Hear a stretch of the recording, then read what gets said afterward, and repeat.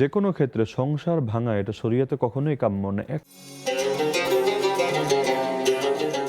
ওনার বাবা মারা গেছে, মা মারা গেছে, ওর স্বামীও মারা গেছে। তিনি পরবর্তীতে খালাতো ভাইকে বিয়ে করেছেন এবং তিনি প্রবাসে থাকেন।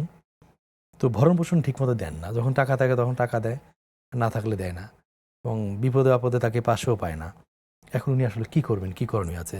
আর ওনার যে স্বামী এই যে তার সাথে যে খারাপ ব্যবহার করছে, ঠিকমতো দায়িত্বটা পালন করছে না, ওনার আসলে এটা ঠিক হচ্ছে কিনা?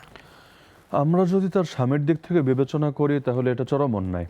কারণ বিয়ে করার আগেই নাফাকা তথা ভরণ পোষণের ব্যাপারে দায়িত্ব কাঁধে গ্রহণ করা এটা হলো তার প্রথম দায়িত্ব। এমনকি আল্লাহ রসুল জানিয়েছেন যে তোমাদের মধ্যে যারা এই ভরণ পোষণের সামর্থ্য রাখে না তারা প্রয়োজনে রোজা রাখবে, সেই রোজা তার জন্য রক্ষা কবচ হবে।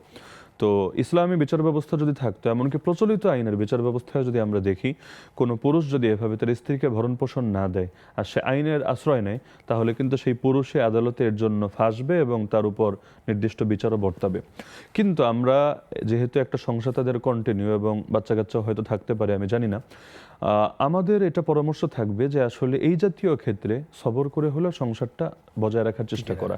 কারণ যে কোনো ক্ষেত্রে সংসার ভাঙা এটা শরীয়তে কখনোই কাম্য না, একান্ত অনন্য পায় এবং অপারগ না হয়ে গেলে।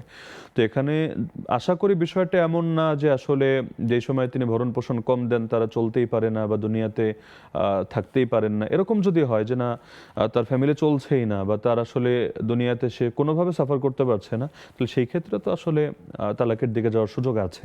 কিন্তু যদি এমন হয় যে না এক সময় অনেক দেয় আর এক সময় কম দিলেও মোটামুটি তার স্বাভাবিকভাবে জীবন চলে যায়, আমাদের আশা থাকবে যে এই ক্ষেত্রে তালাকের চিন্তা না করে তাকে কিভাবে মোটিভেশন করা যায় বা কিভাবে দিনের পথে আনা যায় এ ব্যাপারে প্রচেষ্টা করাটাই কল্যাণকর হবে। প্রয়োজনে ভালো কোনো মুরব্বির আশ্রয় নেওয়া যেতে পারে যিনি তাকে বোঝাবেন এবং তাকে একটা ভালো গাইড করবেন।